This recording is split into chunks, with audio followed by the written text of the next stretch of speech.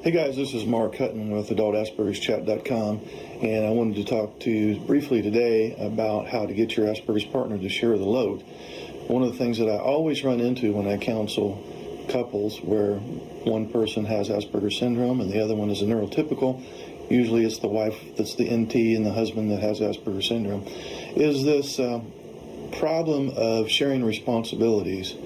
It's often the case where the NT wife feels that she is taking the lion's share of the load and the husband is kind of slacking off. And that's very common, and those NT women that are watching this video, I'm sure you've experienced that. So you do want to allow your Asperger's husband, in this case, to take on some adult responsibilities, of course, even if he doesn't live up to your standards. It's not uncommon for the Asperger's husband to step aside and let you take over because you want things done your way. And this is not letting him grow up. Remember that Asperger's syndrome is a developmental disorder. And so he is literally underdeveloped in the social emotional department. In other words, his social emotional brain is immature relative to his chronological age. So if you insist on being the ultimate decision maker or judgment caller, he's probably going to shut down and you're never going to get it done. So he may struggle and even fail a few times, but that's a learning curve. So you definitely do want to impress upon him the importance of sharing responsibilities. And one of the things that you can do to help out with this is to create a visual cue, even a chore chart.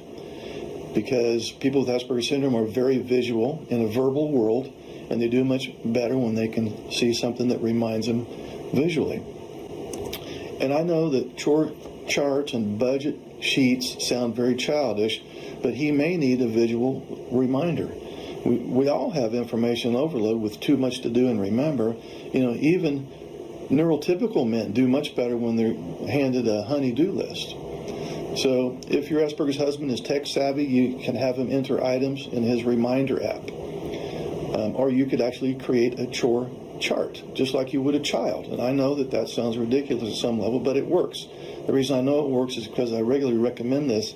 And, you know, most cases, the wife says, yeah, I'm getting a little more out of him now than I did before we had the visual. The other thing that I want you to keep in mind is to not ask him to do more than 1 or 2, 3 at the most things at a time, because part of the developmental disorder is he's not going to be able to retain a lot of information at one time. So I would encourage you to start with one thing. Tell him one thing that he can help you with and leave it at that. Unfortunately, many Asperger's men are genetically wired to reject lists. And if you're an NT wife, you know exactly what I'm talking about. If that describes your man, then don't give him a list of things to do.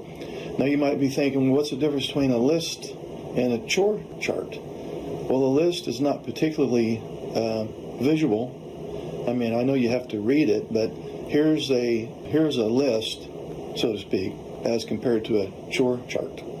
The other thing that would be helpful, when possible, is to let him decide the timeline. This may sound counterintuitive, but it works. Sometimes males need to feel like they're in control, even NT males. But the Asperger's brain, male brain, really feels like they need to be in control. And the minute they feel threatened, they flee, and you're never going to get the job done that you want him to do. If your Aspie takes off because he feels like he's lost control, it would be easier and a lot less painful to just go beat your head against a brick wall than to try to get him to complete the task. Now, some of you are thinking, well, if I let him have his timeline, it'll never get done. Well, I'm not talking about pushing the task 2 or 3 days out or next week. We're talking about a 24-hour timeline here. So you can say, you know, this is what I like for you, this is what I need you to do, and it doesn't have to be done, you know, immediately, sometime within the next 24 hours. If you could get that done, I'd appreciate that. So these are just a few little simple things. It's nothing profound here, nothing even new to you, but these are very important things to consider, and they're simple things, but sometimes the simple things are the best things. And there's a link below this video that will take you to an article where there's more information on how you can get your Asperger's partner to share the load, okay? Thanks, guys. Talk to you later. Hey guys, this is Mark Hutten with AspergerChat.com, and I got another email from a neurotypical wife regarding her Asperger's husband, and she is wanting to know how she can know the difference between Asperger's traits versus pure unadulterated insensitivity. So what she's wanting to know is she understands that her husband has special needs and that he's going to have certain traits that are hardwired and are fixed and are going to be difficult to change, and she's wanting to know how she can tell the difference between these traits that come with the disorder, in which case she would need to give him a break, versus him just being purely selfish, uncaring, and insensitive. Well, that's going to be a difficult question to answer because everybody with Asperger's syndrome or high-functioning autism is different, and so the traits manifest differently given the person, and also it varies from situation to situation. But most Asperger's related behavior, sometimes misinterpreted by the NT spouse or partner as insensitivity, tends to revolve around the Asperger's individual's resistance to any kind of change. So it would be helpful to think in terms of when your husband is like really super resistant to any type of change, that's usually a sign that it's related to an Asperger's trait. So an Asperger's individual is resistant to change for many reasons. For example, he has anxiety about a current or upcoming event. Due to mind blindness, he has a general misunderstanding of how the real world works. He tends to have difficulty understanding the actions and feelings of someone else. And your husband may have some other issues going on. A very prominent one is ADD. He may be resistant to change because he's reluctant to participate in an activity he can't do perfectly or an activity that is too difficult. Most people with Asperger's do have a strong need to control the situation, and they typically have difficulty transitioning to another activity, especially if the current activity is not finished. So any or all of these triggers can result in certain behavioral patterns that look like insensitivity and selfishness. For example, he may argue, he may have an adult tantrum, he may melt down, he may refuse to listen to you, he may pout, and so on. But keep in mind that Asperger's syndrome is a developmental disorder. So developmentally he is challenged, and what I mean by that, his social emotional brain is immature compared to his chronological age. Also, the triggers that I listed, these triggers have more to do with anxiety and rigidity than it does, just wanting to upset you or hurt you. The typical Asperger's brain does not take in what is going on around him. He's not able to read between the lines. He doesn't understand implied directions, doesn't understand social cues, doesn't understand facial expression or body language. And so all of this does kind of give the appearance as if he doesn't care, and in many cases it may give the appearance that he's purposely trying to be hurtful. So uncovering triggers for negative behaviors is very important. It would be good for him to keep a diary, or maybe you could keep the diary noting any events surrounding negative behaviors, the details of his responses, and so on. And this is not to get him off the hook. He's still responsible for his behavior, and having a developmental disorder is not a license to hurt other people. Having said that, people with Asperger's syndrome are often unable to resist giving in to their obsessions and compulsions. Because they have difficulty interpreting social cues, they can come off as being egocentric. It's difficult for them to fully appreciate what impact their behaviors have on others, and due to trouble handling changes in routine, even a simple variation in your husband's schedule or routine may be enough to cause him to have a rage attack or a meltdown or a shutdown. So to summarize, when you're trying to decide the difference between Asperger's related behavior versus pure insensitivity that has nothing to do with the disorder, it would be helpful to think in terms of the fact that he is resistant to change, he prefers routine and predictability, and when that gets disrupted, his behavior that looks like insensitivity is probably mostly related to Asperger's syndrome. With mind blindness, you're not really sure what other people are feeling, what they're thinking, what their motives might be, and so they're always trying to guess what's going on with other people in the social realm. And this is very anxiety provoking. And so that's why they really love routine and predictability, to cut down on the guesswork involved with trying to figure out how people operate. So therefore they're very resistant to change, and they do have some dysfunctional coping mechanisms to deal with their anxiety around change that can look like insensitivity. The typical person with high-functioning autism, or we also call it autism spectrum disorder level 1, there's still some people that have the diagnosis of Asperger's. It's pretty much all the same thing. So these individuals tend to turn their emotions way down, not completely off, but they do turn their emotions down. So it's not that they don't have empathy. I prefer to use the term they don't have displayed empathy. They have it, they just don't convey it in a way that you would feel that was appropriate. And so they turn their emotions way down, because it comes from many years of emotions getting in the way of their logical thinking. You could think of high-functioning autism as a developmental disorder. It is a developmental disorder, which simply means the social-emotional brain is underdeveloped relative to the logical brain. So there's this kind of imbalance. So, in other words, their social skills, social intelligence is relatively low compared to their logical brain. Their emotional intelligence is low compared to their logical brain. So that's a problem. But also, to make it even slightly worse, the logical brain is overdeveloped. So you have an underdeveloped social emotional brain and an overdeveloped logical brain. Now you wouldn't think, well, how can that be a problem to have too much logic? It's like, how can you eat too many vegetables? Well, the overly developed logical brain does create problems because you're always stuck in analysis. With the overly logical brain, you tend to get stuck in a thought and ruminate on that thought and overanalyze it, which causes a problem in the long run because it keeps you from taking action on that thought. So you're just kind of stuck in a thought, and that thought doesn't translate to action. So anyway, so the underdeveloped social emotional brain, the overly developed logical brain, and so they think that emotions get in the way of their logical thinking, is my point. It's not that they don't have room for emotions, they just don't see any need for emotions. They just get in the way of completing tasks. If you have, for example, you're with a spouse who has high-functioning autism, you no doubt have discovered that they're highly task-oriented and not so much social.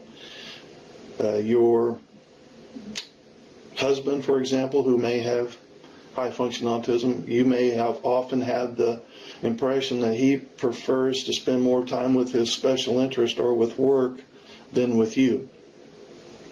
In fact, their motto might be remove the emotions and accomplish the task more efficiently. So that's one reason why I'm referring to this question where the lady's wanting to know why your husband doesn't show more empathy or sympathy or have deeper connection.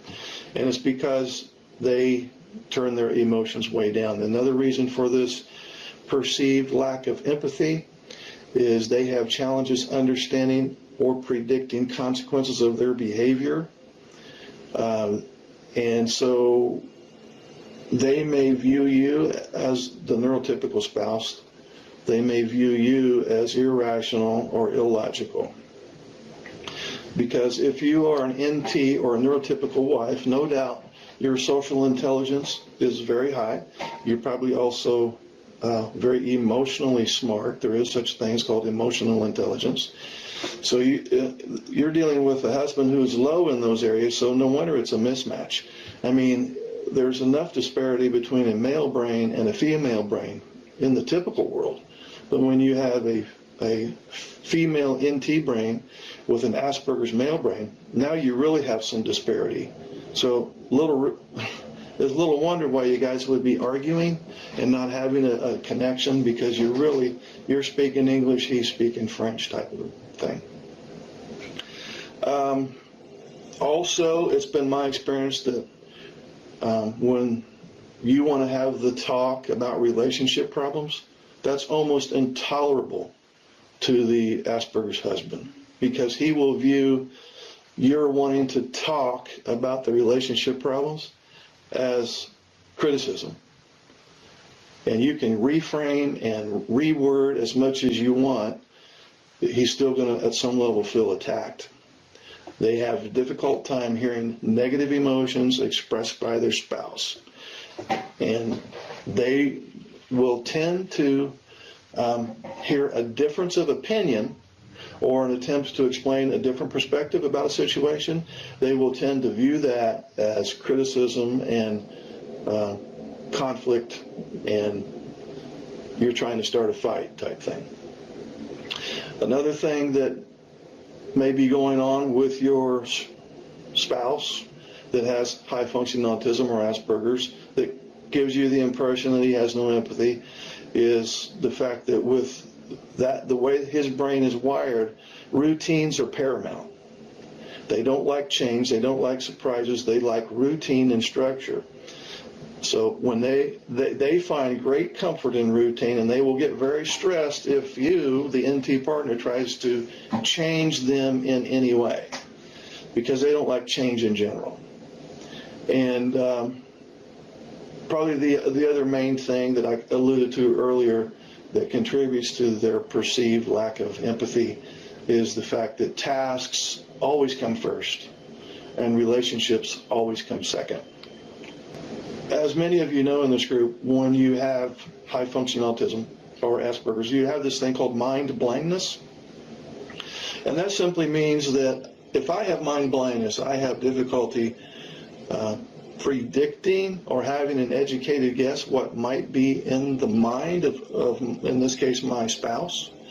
I'm not sure how she feels, and I'm not sure how she thinks, and I'm not sure what her motives are, or what she's up to, or I'm really stumped at how to meet some of her emotional needs. So that's a simplification of mind blindness, but in essence, that's what it is. So, and then the other piece, and I'm getting to the business of how to have a communication strategy with your Asperger's or high functioning autistic husband. The other big piece is the anxiety. I would imagine that whenever you want to have the talk, quote unquote, before you get 2 words out of your mouth, he's already anxious. He's already going to assume that this is just going to be another argument. This is where I'm going to get blamed again. This is where I'm going to get ridiculed for not being more empathic and being a more loving connection, having loving connections, and so on. So those 2 things get in the way of a communication strategy, the mind blindness and the anxiety. There's other things, weak predictive ability, alexithymia, executive function issues as well, but those are the 2 main ones that stymie a good conversation with your, in this case, Asperger's husband.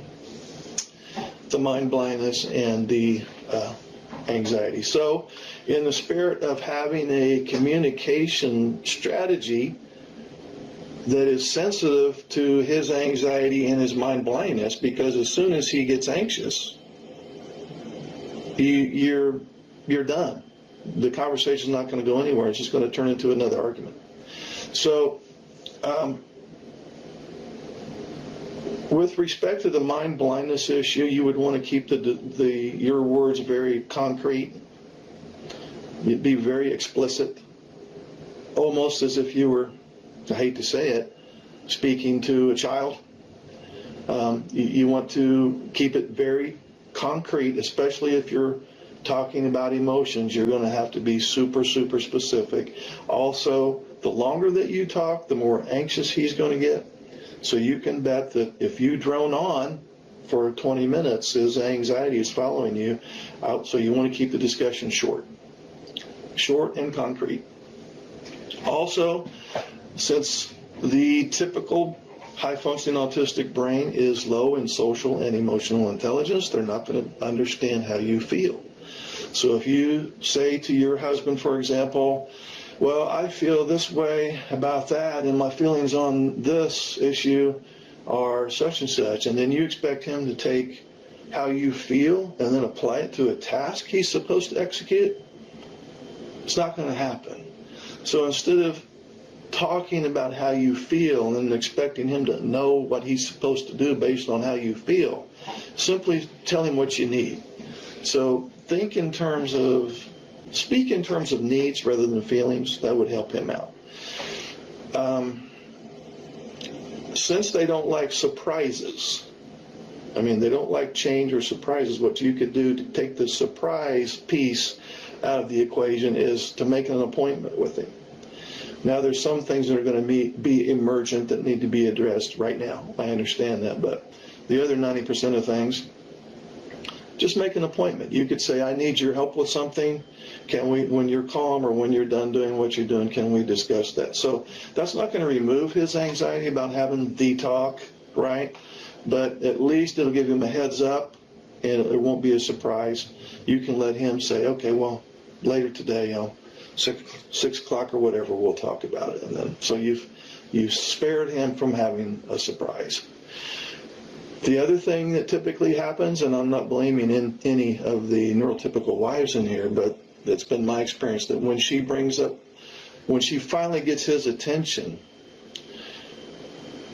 it's not uncommon for her to pull out a laundry list of problems. She was wanting to address problem 1, but she's 30 minutes into this monologue now, and now she's drug out problems 2, 3, 4, 5, and 6. And you lost him way back there with problem 2. So as soon as you go on to problem 2, when you're talking about problem 1, it's over. Forget it. Just go beat your head against a brick wall. So you want to stay on topic, because he can probably handle one topic if you keep your discussion short and concrete, if you speak in terms of needs rather than feelings, and you've made an appointment with him. He can probably handle a 5 to 10 minute conversation on problem number 1. So when you're talking about problem number 1 and problem 2 or 3 pops up, just put that on the back burner, and you'll make a new appointment for problem 2.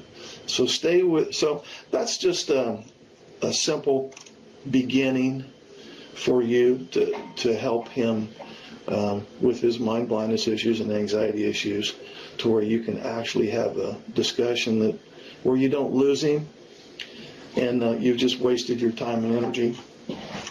I hope that answers that question. Why is there such a disconnect? Okay, well, we basically alluded to that earlier.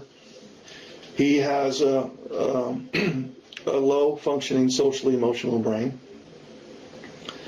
He has a overly developed logic brain. You, as the NT wife, are probably pretty balanced. You can be logical, and you also have socially emotional intelligence.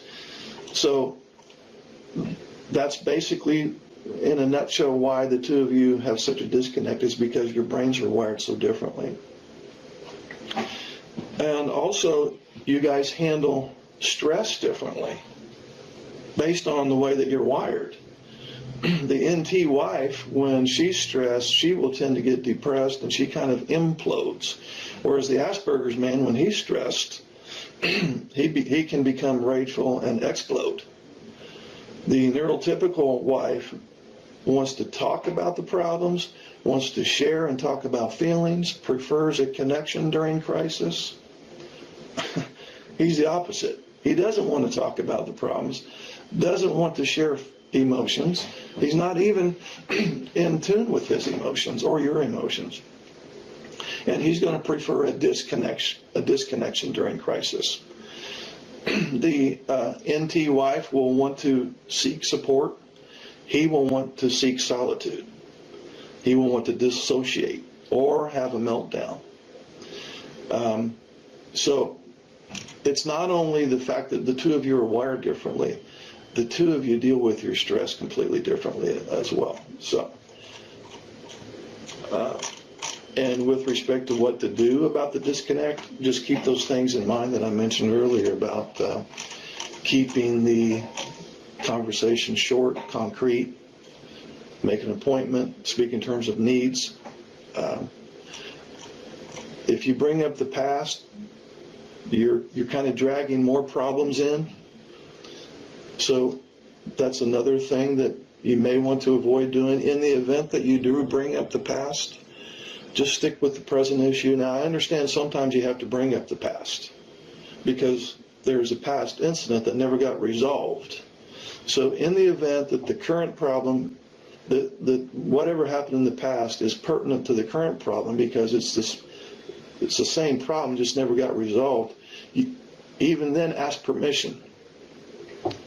So you're going to say to your, in this case, a high-functioning autistic husband, I need to bring up the past because it's pertinent to the present issue. Is it okay if I bring up the past? So if you need to bring up the past because it's pertinent to the present thing, fine. But even then, ask permission because you're going to run the risk of raising his anxiety again.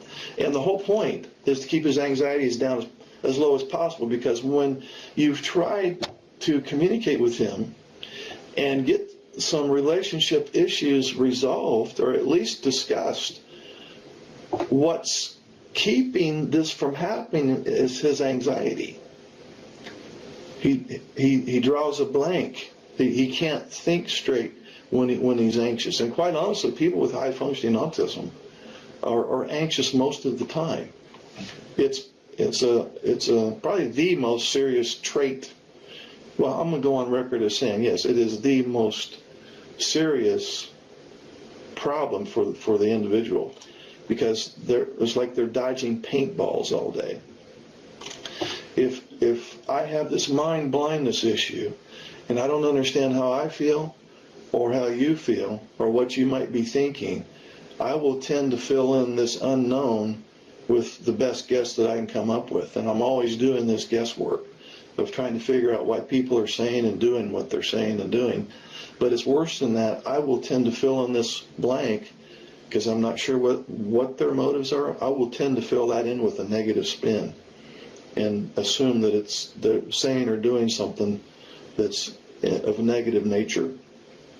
So if I go through my day always trying to guess how I'm supposed to behave, what I'm supposed to say, what I'm supposed to do, and I'm always on alert that other people are going to be hurting me at some level, I'm anxious all day long. And that's stressful. That's super stressful. And so I come up with a lot of anxiety reduction techniques that I think will work, which in many cases the anxiety reduction techniques that the individual uses are creating more anxiety in the long run. But anyway, some anxiety reduction techniques would be meltdowns, shutdowns, making you, my wife, the neurotypical wife, making you wrong. I'm right, you're wrong, you're crazy, you don't know what you're talking about. Being real rigid with my routines and structure, and spending a lot of time with my special interest, because whatever my special interest is, that calms me down. So then unfortunately my NT wife feels like she's not important, that I value my video games more than her, and the rest is history there with that. The typical Asperger's brain has an overdeveloped amygdala, and that's, as you may know, is part of the brain that's responsible for fight or flight. And since they have anxiety and mind blindness and alexithymia and executive function deficits and other things, that amygdala, the fight or flight part of the brain, is always running. And so when your fight or flight chemicals are always on, like adrenaline, noradrenaline, cortisol, cortisone, all of these fight or flight chemicals are drip, drip, drips, steady drip all day long, you tend to scan for bad news because you're worried that something bad is going to happen, so you're always scanning for bad news. And so then when you find bad news, which you will, if you look hard enough for it, you'll find it easily. With this overdeveloped amygdala. You will overfocus on the bad news. You'll find a piece of bad news and you will hyper-focus on it. I'm trying to explain to you how the Asperger's brain thinks, right? They find some bad news, then they get stuck on that thought. Then they overreact to that thought. If you are an NT wife with a high-functioning autistic husband, you may have discovered that you may have said something that's totally neutral, and he like explodes, just like, what? How did he get so upset over that? So anyway, they scan for bad news, they over-focus on the piece of bad news when they find it, and they overreact to it. And then they turn it into a memory. When something happens if you have something that happened a week ago, you will have two forms of memory about it. The content memory, in other words, what was said or done during the event. And then you also have the emotional memory, in other words, how you felt during that event. So when you replay a memory, there's the content memory and the emotional memory. So when the Asperger's brain finds, focuses, and reacts to a piece of bad news, they not only remember what happened, they also remember the emotions that they felt when it happened, and when they replay that memory, they feel that emotion all over again. That's a problem because now that sensitizes the brain to negativity. In other words, you recognize, you focus, and you react to negativity even more. And you generalize. In other words, because this one situation turned out badly last week, therefore all situations that are similar will turn out badly. So now, not only is my brain sensitized to negativity, I just assume, I'm going to generalize and assume that all similar events are going to turn out badly. I also, with this overly active amygdala, I will tend to ignore the positive. If I have 10 great things that happened to me today and there was one bad thing, at the end of the day I will focus on that one bad thing. Also, as you can well imagine, if I'm negative all the time, I tend to bring out negativity in others. A negative attitude is very contagious, and if I have a negative attitude, we'll use my spouse as an example. She picks up on that even at an unconscious level, and now she's negative, and then I go, see, I knew that she was out to get me. It's called a self-fulfilling prophecy, right? So this reinforces my need to scan for even more bad news, and the cycle starts all over again. So, in summary, it's very common, almost 100% of the time, quite honestly, for the individual with high-functioning autism to have an overly developed fight-or-flight response. And a lot of that has to do with childhood issues. In many cases, the person with Asperger's or high-functioning autism, they grew up, they knew that something was different, they didn't quite fit in, they may have been rejected by their peer group, teased, bullied. Their parents may not have known that they had this disorder and may just have assumed that they were misbehaving. Teachers, same thing. Teachers may not have known what was going on, and so they just assumed that he was lazy or obstinate. So in many cases, they grow up with getting a lot of friction from other people, and then they carry that into their relationships with their spouses and even their children. Okay, and this next question is, my husband has many, if not most, of the traits of Asperger's syndrome, but he refuses to talk about it or go for a diagnosis. Instead, he says, I'm just blaming him for our marriage problems. I'm about to the end of my rope. Any suggestions? Well, If your Asperger's husband's symptoms are threatening your marriage and he chooses to protect those symptoms rather than manage those symptoms, then his priorities may not be conducive to a long-term relationship, quite honestly. And I know that's hard to hear. And notice I do say manage the symptoms rather than trying to fix them or control them. It's about managing symptoms, which is very, very possible. So if his priorities remain the same, you, in this case being the neurotypical wife, need to decide whether or not this is the right relationship for you. Even if he does decide to get a diagnosis and does accept that as a fact, you still need a strategy to resolve disagreements. I have received probably hundreds of emails from neurotypical wives who say that their husbands are simply in denial. But the bottom line is this: your husband has to make a choice about what he values most, his marriage or refusing to seek a diagnosis. There's the million-dollar question right there. What does he value most, his marriage or refusing to seek a diagnosis? If he values his relationship with you more than staying in refusal mode, then he'll go and see if he has the disorder. If he values staying in refusal mode more than his marriage, then quite honestly, you'll need to do some serious soul searching to decide whether you're going to stay in this relationship or not. But on a more positive note, there's a certain way that you can go about this that may make him a little more inclined to seek a diagnosis. If your husband has Asperger's but he doesn't know it, it's going to affect him anyway. And if he does know, he can minimize the negative impact while at the same time leverage the positive. And there's many more positives associated with the disorder than negatives. So without the knowledge that he has Asperger's, he may fill in that void with other more damaging explanations of his behavior.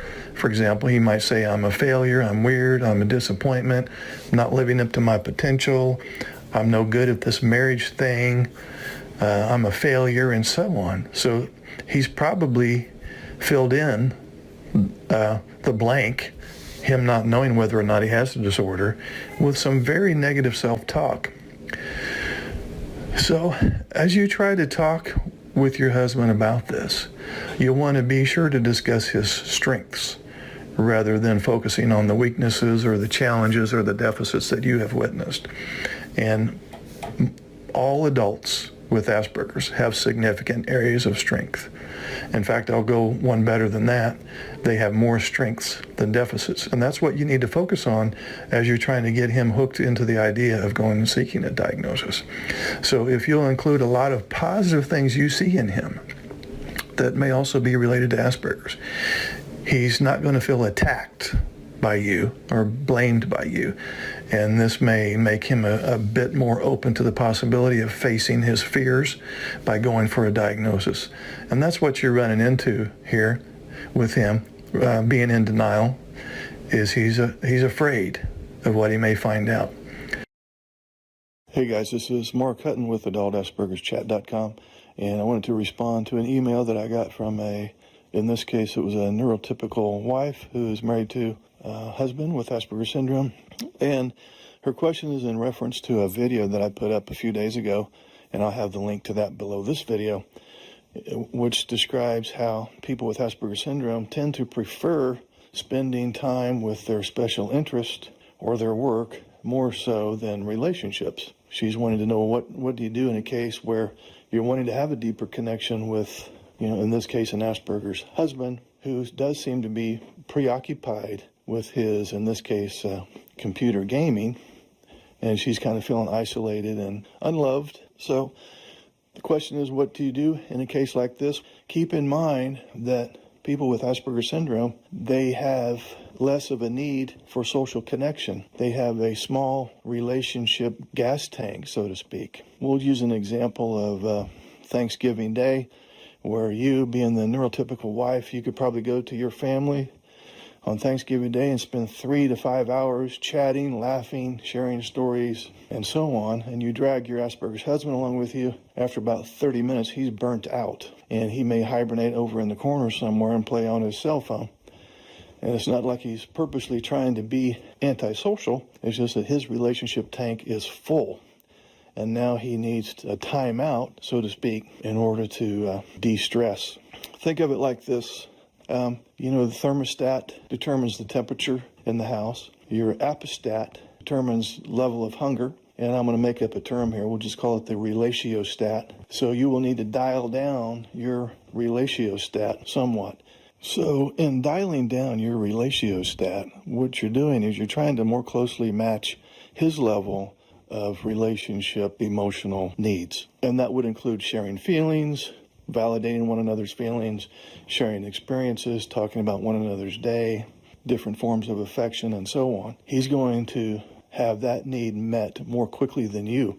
So rather than taking it personally and thinking, well, he doesn't want to talk to me or he's being insensitive or uncaring, what's going on there is that his tank is full and yours is not. So in this case, it's highly recommended that you get the rest of your relationship needs met elsewhere with close family and friends. You need to top off your tank because his tank is full quickly and yours is not. But you need and you deserve to top off your tank, but you may have to do that with close friends and family members. You may find that you'll have to go to some parties by yourself or some social gatherings by yourself to get your social needs met. Another thing to consider is joining him in his special interest. If your goal is to spend more time with him and his goal is to spend as much time as possible with his special interest, in some cases it's possible for the neurotypical wife to actually join the husband with Asperger's in his special activity. In this way, it's a win-win because he's continuing to do what he values with his time, and then you're also doing what you value with your time. But I understand it's a tough row to hoe any way you look at it, because if your social emotional needs are high and his are low, it is kind of a chronic mismatch. And it can create problems if you take that personally. But as I stated earlier, in the vast majority of cases, the Asperger's husband, who seems self-absorbed and disconnected from family, is not doing so intentionally. So to help you make more sense of this, I want you to click on the link below and watch this other video that will help you understand why people with Asperger's syndrome tend to prefer spending as much time as possible with their special interest, more so than with their significant other. Hey guys, this is Mark Hutten with AspergerChat.com, and I often get emails from men with Asperger's syndrome who are having relationship problems, and in many cases they're married and their wife is considering leaving or maybe has already left, and they feel like they've done the best that they know how to do, and they're still confused as to why the relationship is not working out. In this case, the Asperger's man has heard so many complaints from his neurotypical wife, and the list is so long and deep, and the problems have been going on for so long that he feels like there's nothing that he can do at this point because there's just too many issues to have to address. He doesn't feel like he can redeem himself. And honestly, he has been giving it his best effort in most cases. Not 100%, and there are some traits of Asperger's syndrome that get in the way of relationships for sure. But the guy means well, and he really doesn't want to lose his wife, and so a lot of the emails I get, it's like, what can I do? I'm going to lose her, and I don't know how to fix it. I've done what I thought I needed to do, but it's not enough, and it's never enough. And so they reach out to me via email, or they want to Skype with me, which is fine. And if you want to Skype with me, there's a link below this video, and we can set up a session and talk about this. But they're wanting to know, okay, where do I start? The problems are so long, and it's such a tangled mess, I don't even know where to begin. And oddly enough, this may be a surprise to most of you watching this video. The place to start is what you eat and drink. Yeah, what you eat and drink.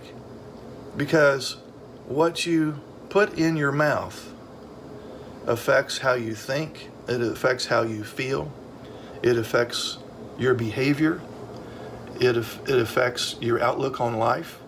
Now, changing your diet is not going to be a magic bullet, but it is probably in the top 1 or 2 first steps in order to fix relationships. And I know it seems like a disconnect there. Well, what I eat has to do with my relationships? Yeah. You know, your brain runs on fuel that you feed it. Your brain deals with, of course, how you feel, how you think, how you perceive. And if it's not functioning to its full capacity, you're not going to see things right. And if you have Asperger syndrome, you're already in a one-down position because you're hardwired to have, because of the disorder, you're hardwired such that you have social skills deficits anyway. So if you eat garbage, and especially if you medicate with alcohol or drugs, you have a double whammy. No wonder you're having problems. So you have to take care of your brain in a way that a neurotypical person doesn't have to worry about as much. You have to be on your 100% on your game because you're already in a one-down position because you have a developmental disorder. And what that means is that you are socially, emotionally more immature compared to your chronological age. So you want to get your immune system firing on all 8 cylinders so that your brain will function as well as it can. Well, how do you get your immune system to function on all 8 cylinders? You heal your gut. How do you heal your gut? You make sure you get plenty of whole food, plant-based nutrition. You want to make sure you're getting a ton of micronutrients. Forget about the macronutrients for now. You're probably getting plenty of protein and fat and carbs, but you're not getting enough micronutrients. So we're talking leafy green vegetables. We're talking especially cruciferous vegetables. We're talking smoothies that are chock full of spinach and kale and celery. So if you want to find something that is as close to a magic bullet as possible to help the process, or at least begin the process of healing your brain such that you will be relationship smart, you have to start with what you're feeding your brain. I know this seems like an odd connection. Diet will begin the process of healing my relationship. Yeah, because when you start giving your brain high quality nutrients, you're going to begin to think differently. You're going to have better clarity of thought. You're going to have better sleep, which is going to help you have better clarity of thought. It's going to improve your attitude. It's going to improve your mood. And all of these things will help you to function socially, emotionally at a much higher level than you are now. And you need all the help you can get, buddy. You need all the help you can get. And I don't mean that in a sarcastic way. If you're a man with Asperger's syndrome and you're in the process of losing your wife or your partner, or maybe you already have, you know that you're either just going to have to live the rest of your life by yourself, or you're going to have to make a radical change. And that radical change begins with what you're feeding your brain. Your brain is already in a one-down position because of the disorder. You can't afford to keep bonking your brain with crap. Because the more you do that, the more you're going to be out of focus of what's going on, the more you're not going to understand what your wife is truly feeling and wanting in the relationship.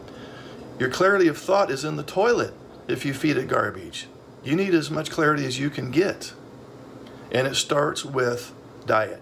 It starts with healing your gut, which will improve your immune system, which will in turn clear up your head. And you need to clear up your head. It's already wired funky because of the disorder. You can't afford to tangle up the wiring even worse with junk food or alcohol or drugs. So there you go. That's the start. It's not the only thing you're going to need to do, of course, but it will be a huge start. because when you get to feeling better cognitively and emotionally, now you're going to start having some insight.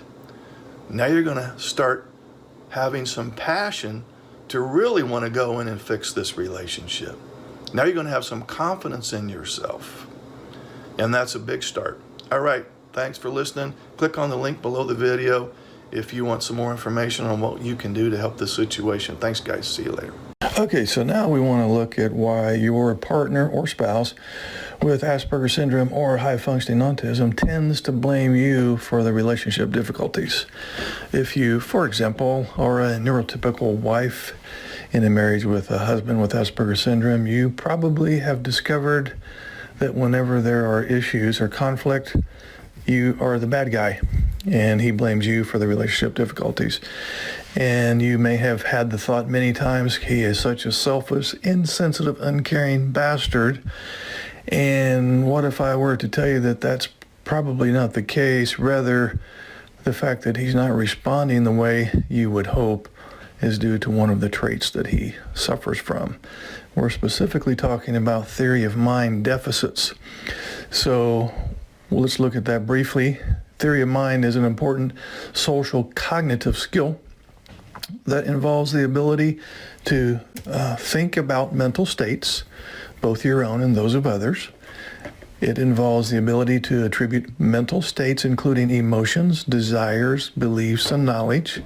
Not only does the theory of mind involve thinking about thinking, but it also refers to the ability to understand what the ability to understand that others' thoughts and beliefs may be different from your own, and to consider the factors that have led to those mental states.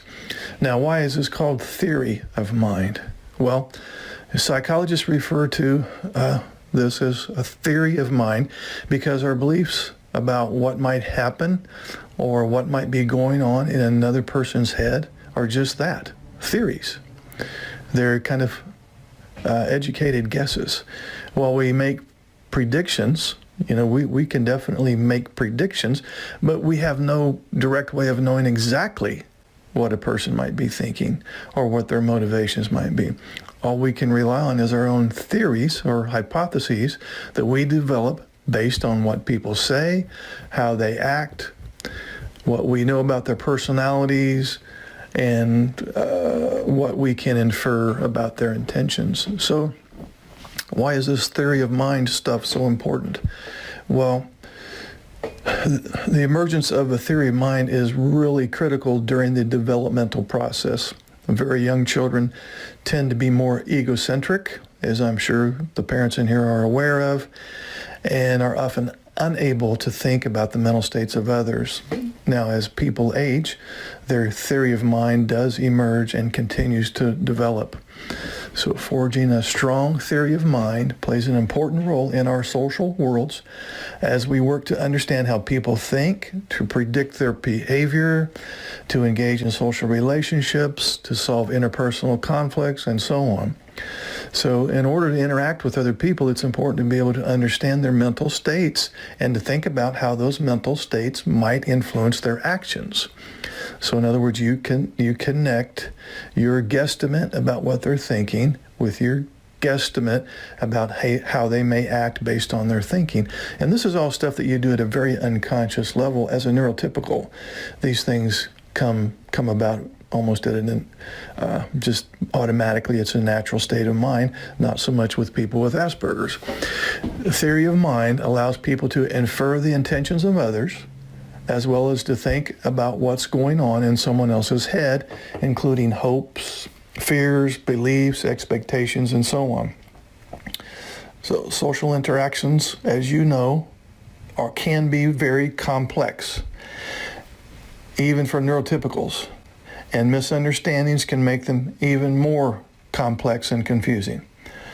By being able to develop accurate ideas of what other people are thinking, or at least fairly accurate ideas, we're better able to respond accordingly. So here is the problem. People with Asperger's and high-functioning autism have great difficulty with this theory of mind business. In fact, there's a lot of research on this that reveals that people on the autism spectrum have trouble using theory of mind to make moral judgments in many situations. There was one study that specifically found that Asperger's adults were more likely than neurotypical subjects to blame other people for their problems. And this is what I say, you may have experienced this with your husband who has Asperger's syndrome. So the judgments of people with Asperger's rely more on outcome of the incident rather than on understanding the other person's intentions. Let me state that again. The judgments of people with Asperger's and high-functioning autism tend to rely more on the outcome of the incident rather than on understanding the other person's intentions. Here's an example, and this was part of the research. And in one scenario, James had a friend, and they were snowmobiling in an area known for loose snow. So this friend asks James if he should take an easterly route around a row of pine trees.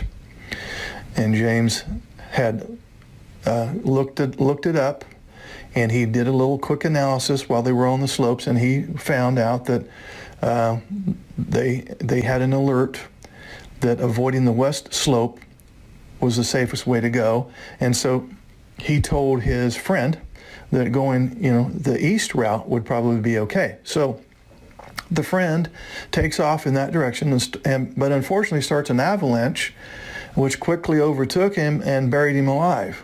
Now, in this scenario, and this was just a hypothetical scenario that the researchers put forth before these subjects, the researchers found that people with Asperger's were more likely than neurotypical subjects to blame James for his friend's death, even though James believed the slope was harmless.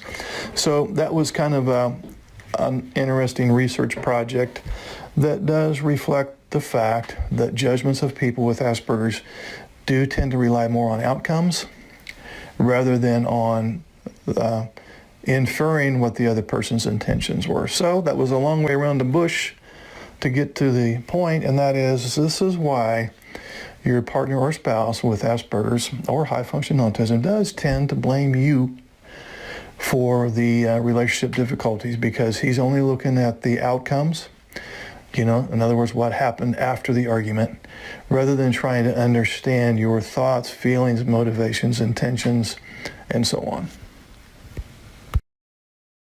Hey guys, this is Mark Hutten with AdultAspergersChat.com, and I got an email from a neurotypical woman who's in a relationship with a man with Asperger's syndrome, and she's asking, why is my husband so sensitive to criticism?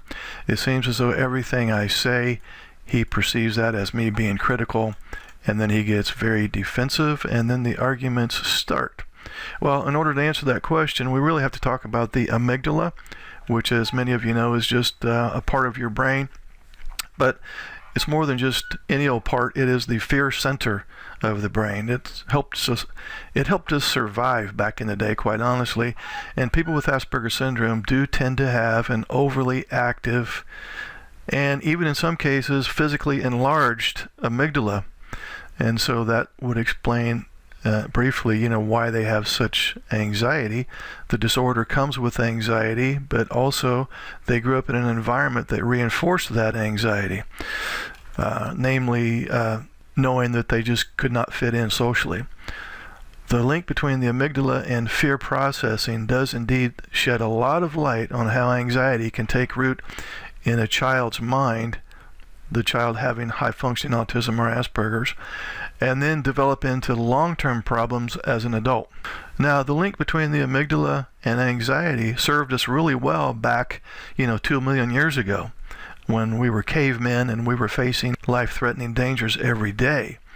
So let's say, for example, you encountered a saber-toothed tiger, and this tiger greeted you with a very loud, threatening growl, and his big incisor teeth were glaring at you, and so your amygdala would jump into action and trigger a fear response rather than encouraging you to go over there and pet the kitty, right? So in this case, you would either fight or flee or hide.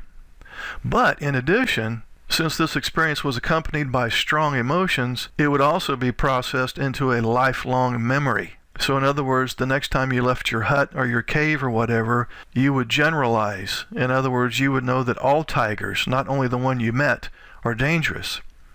And you, therefore, would wisely avoid being around them. Now, this was very useful back then, but in modern life, it creates a huge problem, especially if you're already hardwired to have an overly active amygdala like people on the autism spectrum and all across the spectrum have.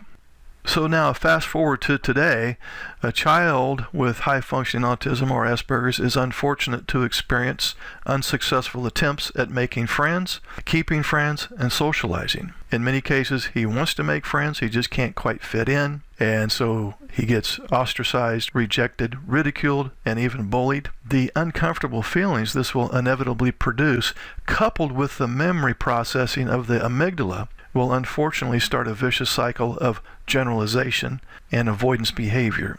And what this means is the child will associate people with distressing emotions, and that'll stimulate anxiety, which will in turn reduce the child's ability to interact with people and interpret their behaviors positively. So when I say he generalizes, he in essence makes a thinking error that because these one or two people mistreated me, therefore all people will mistreat me.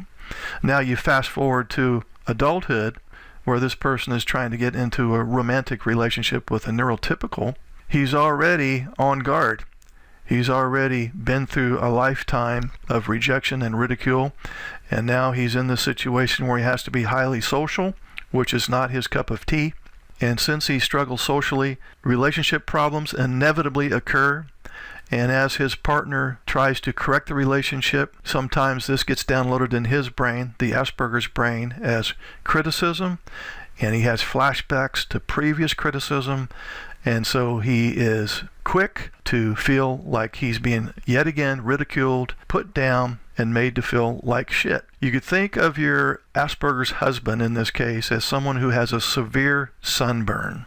And you know, when you've ever had a severe sunburn, just a touch, just a mild touch by somebody else leaves you screaming. And so your Asperger's husband has already suffered some emotional damage from social failures previously in his life. And so now the slightest touch, in other words, the slightest positive or even constructive criticism, will be felt as painful criticism and put-downs. I hope that makes sense. And at the very least, maybe you can understand why he is so super sensitive to criticism. Hey guys, this is Mark Hutten with AspergerChat.com, and today I want to talk about why your Asperger's partner prefers tasks and objects over people and relationships. One of the main reasons that people with Asperger's syndrome and high-functioning autism prefer objects and tasks and even their work more so than family and friends and relationships is because their safety needs weren't met when they were a child, and I'll have to explain that.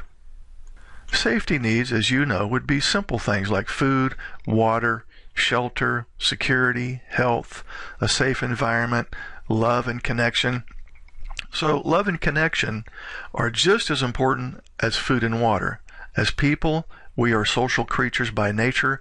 We have to have involvement with other people. For example, if a baby was born and it was put in a crib over there in the corner, even though it might be getting food and water, let's say nobody talked to it, nobody held it, this baby, even though it was getting food and water, would die because it's not getting one of its basic safety needs met. In this case, social connection with people. So Asperger's syndrome and high-functioning autism are developmental disorders. In other words, the person's social emotional brain is underdeveloped. So when the social emotional brain is somewhat stunted, you by default have social skills deficits, which is a huge problem because now you are a person who has to have social connection to survive, but by virtue of your deficits, you can't connect in a way that is going to meet that basic safety need. So what does one do when they realize they can't quite fit in, they can't quite get the acceptance that they need, or worse yet, they get teased, rejected, ostracized, and bullied? Well, you come up with a replacement. And that replacement is most often an object or a special interest. If you're in a relationship with, for example, a man with Asperger's syndrome and you're a neurotypical wife, you have probably witnessed that he is very wrapped up in a particular activity. It could be work, it could be computers, it could be some form of a hobby, but he spends an inordinate amount of time with a special interest or an object, and that is his replacement for social connection. And I'm not saying that he doesn't have any social connections, but he will prefer non-social activities. So when you spend most of your time and energy with things and activities rather than social and emotional connections, you are literally starving yourself. It would be similar to not getting enough water, not getting enough food, not getting enough sunlight, except in this way you're starving yourself from a psychological standpoint rather than a physiological standpoint. You are literally choosing emotional and social deprivation because you simply couldn't connect based on how your brain was wired in a socially acceptable way based on the neurotypical world.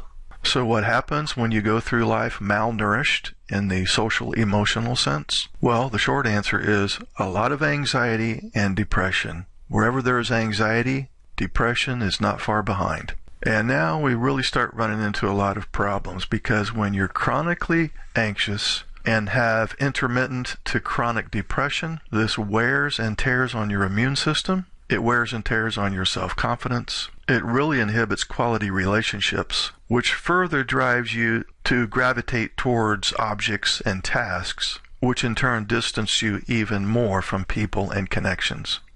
You know, each of us have a limited amount of energy, and we use our energy either to be productive or to be protective. To use our energy to be productive means that we are getting up, we're getting out there with a sense of vitality and passion and drive, and we're working and we're helping people and we're making money and we're accomplishing things and we're building things and we're being creative.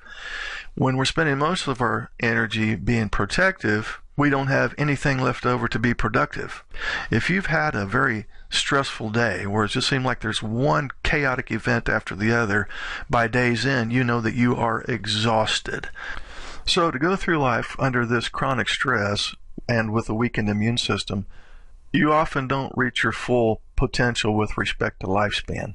In fact, the average life expectancy is about 72.6 years old. But for people on the autism spectrum, average life expectancy is about 54. So to summarize, social and emotional connections are essential. We need to have these to be both physiologically and psychologically healthy. But the Asperger's or high-functioning autistic brain is socially and emotionally underdeveloped, and this results in social skills deficits, which in turn results in the avoidance of any kind of events that involve social and emotional components. So now the person has a preference for non-social events in the form of tasks and objects. So I know this was a long way around the bush to address the issue of why people with Asperger's syndrome prefer objects and tasks rather than connections with people, but I hope this gives you a very comprehensive explanation for this. If you are a person with Asperger's syndrome, or if you're in a relationship with somebody who is on the autism spectrum, feel free to get a hold of me, and I have some links below that will direct you to some resources that I think will be helpful. Hey guys, this is Mark Hutten with AspergerChat.com, and I got an email from a neurotypical wife, and she's asking a question about her Asperger's husband, and she states, you talk about how the Asperger's brain is wired differently. So what is it about my husband's brain that is wired so differently that he seems totally unable to understand how I feel? Okay, well, first of all, I doubt that he totally doesn't understand how you feel, but he may give you the impression that he has no clue, and quite honestly, in many cases, he probably has no clue. So we need to look at two things, really: mind blindness and alexithymia. Now, these are two traits that are often found in Asperger's and high-functioning autism. You can think of mind blindness as the inability to predict the beliefs and intentions of others, and you can think of alexithymia as the inability to identify and interpret emotional signals in others, and also in one's self. And this, in turn, reduces the ability to be empathically attuned to others. So let's look at each of these in turn. We'll look at mind blindness first. So mind blindness is essentially the opposite of empathy, and it can be described as an inability to develop an awareness of what's in the mind of another person. The typical brain, for example, let's say you are talking to somebody and they have a certain facial expression and they have certain body language and they have a certain tone of voice, and you're weighing all that in conjunction with their actual words, and you may be able to be pretty good at predicting, how that person is feeling or what they're thinking or what their general attitude is. Well, people with mind blindness, they don't have that ability. So generally speaking, people with mind blindness are delayed in developing what is called a theory of mind. Another way of saying this is the person with mind blindness can't conceptualize, understand, or predict emotional states in other people. Now, alexithymia can be described as a state of deficiency in understanding, processing, or describing emotions. The person with alexithymia, they have trouble imagining outcomes. They have difficulty predicting how their behavior is going to impact others. They have trouble describing feelings to other people. They're not sure how they feel. They're not sure how you feel. They have difficulty identifying feelings and distinguishing between feelings and the bodily sensations associated with those feelings. Now, there's two kinds of alexithymia. There's what is called primary alexithymia, and we'll just call it an ongoing psychological trait that does not alter over time. And that speaks to the business of the Asperger's brain being hardwired. That is something that can't be fixed. But then there's secondary alexithymia, and that is a state-dependent situation. And it usually disappears after the evoking stressful situation has changed. So that second version of alexithymia depends on the situation. Now, the typical deficiencies that result from alexithymia, as I mentioned a little bit ago, can include a lack of imagination, lack of intuition, lack of empathy, and it also results in the person with Asperger's being more driven towards relating to objects and tasks rather than people. Additionally, it would be concrete, realistic, logical thinking, often to the exclusion of emotional responses to problems. You may find that your Asperger's man is highly logical. There's few dreams or fantasies due to this business of having a restricted imagination. They may treat themselves as robots. They have problems identifying, describing, and working with one's own feelings. And they have a real problem identifying, describing, and working with their partner's feelings. So alexithymia creates interpersonal problems because these individuals avoid emotionally close relationships, or if they do form relationships with others, they tend to position themselves in either a dependent, dominant, or impersonal position. And the reason they do that is because they want the relationship to remain superficial. A secondary issue related to alexithymia involves the inability to identify and modulate strong emotions, and that's usually with the Asperger's man, anger. And so the inability to modulate emotions leaves the person prone to sudden affective outbursts such as rage, meltdowns, or in some cases shutdowns. So if your situation is like most that I hear about, it's not uncommon for your husband to go into meltdowns. Looks like an adult version of a temper tantrum, raging and being very critical of you. So in most cases, the individual with Asperger's is having a lot of anxiety, and they want to release that anxiety because anxiety is nothing more than a bunch of pent-up, uncomfortable emotions, and so they tend to want to have a verbal vomit on their partner to discharge this uncomfortable, anxious feeling. And unfortunately, when they discharge their anger and their anxiety onto their partner, they feel better, but their partner now feels like shit, quite honestly, because they've been used as a scapegoat and a whipping post. Oftentimes when the Asperger's person goes into the meltdown or rage, they will report a feeling of being unwillingly detached from the world. In other words, they feel a disconnect, and it's like they didn't really volunteer for this disconnect. It can just look like a pure case of emotional abuse to the observer, but what's really going on in there is the Asperger's, in this case Asperger's man, is having a real internal struggle, and he's trying to figure out a way to discharge this anxiety, and unfortunately this is done in a very dysfunctional way. It's his destructive coping mechanism. Now, people with mind blindness and alexithymia, when they become an adult, they do have great difficulty finding a life partner or getting married due to poor social skills.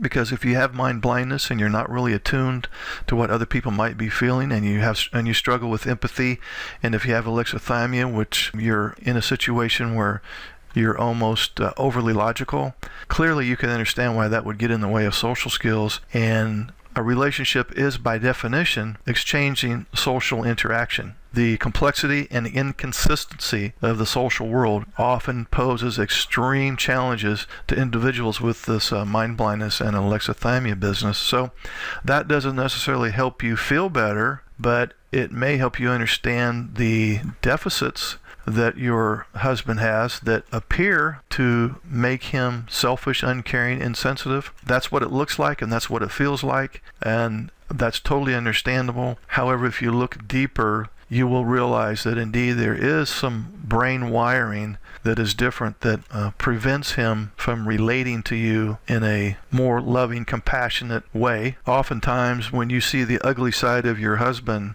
what's really going on inside him is he's struggling to comprehend what's going on in a problematic situation, and also dealing with the anxiety associated with not being able to comprehend what's going on in a social situation. Hey guys, this is Mark Hutten, and I got a question from a neurotypical wife regarding her Asperger's husband, and I'm going to paraphrase what the email states.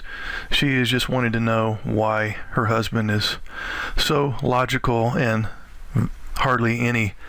shows hardly any emotions whatsoever, especially when they're arguing.